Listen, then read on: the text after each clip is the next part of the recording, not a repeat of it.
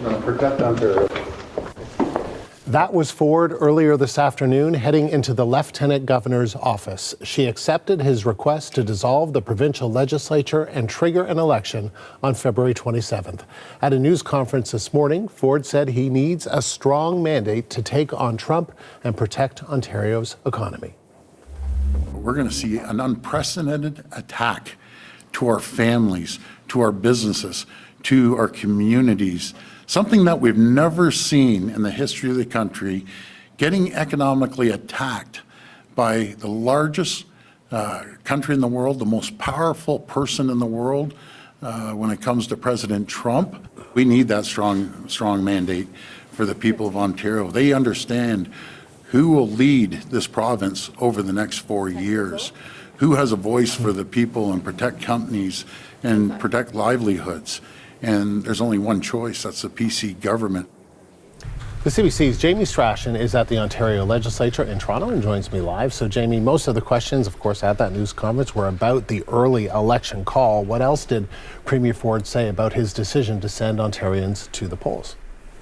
Well, Andrew, you hear the language in that clip you just played off the top, creating a very stark scenario about what is coming down the pipe for Ontario families, for the economy in Canada's biggest province, for jobs in this province, painting, President Donald Trump and the threat of those tariffs as an existential threat to the future of this province, and portraying himself as the only one that can stand up to President Trump, the only one that can combat these tariffs, the only one with a plan to deal with this looming threat that's set to take effect potentially on February 1st. That is the ballot box question that Premier Ford and the Conservatives are giving to Ontarians. That is what they are hoping will define this call, this rationale for this early election, this call for this renewal of this mandate. Now, what if those threats, these tariffs don't materialize exactly on February 1st? What if they are pushed down the road another few weeks, another few months? What if the issue in this election moves beyond those tariffs and to things much more tangible and in front of people right now for Ontario voters? First and foremost, an issue we're already hearing the opposition put the pressure on, which is the lack of family doctors, the shortage of family doctors in the province of Ontario. It is an issue. It's an issue in small town Ontario. It's an issue in larger centers.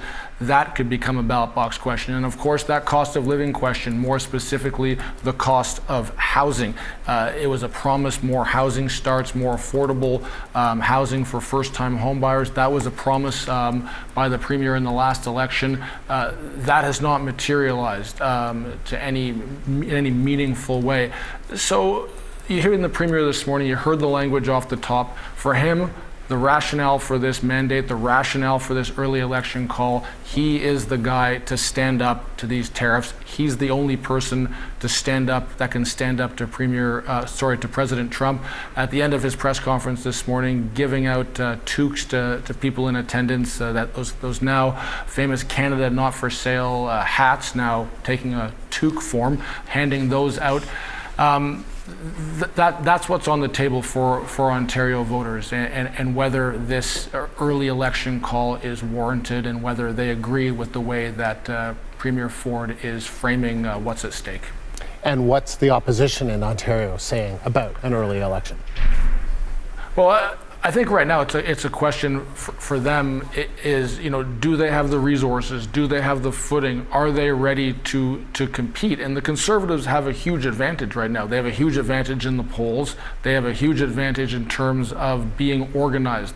They have a huge advantage in terms of their finances, their coffers being much more full. There's 124 seats, ridings across the province.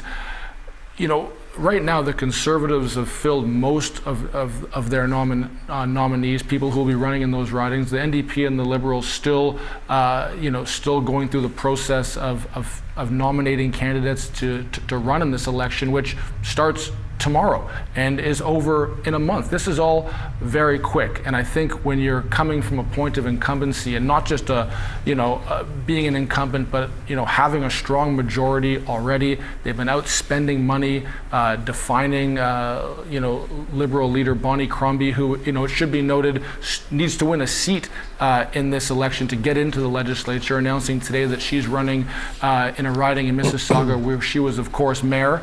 You have Marit Stiles, the head of the NDP. It's her first time leading that party into an election. So the Conservatives have the upper hand. The election very short, but as we've learned in the past, if things don't go right, they can be very long. Good point, Jamie. Thank you. The CBC's Jamie Strachan live at Queen's Park, the provincial legislature in Toronto.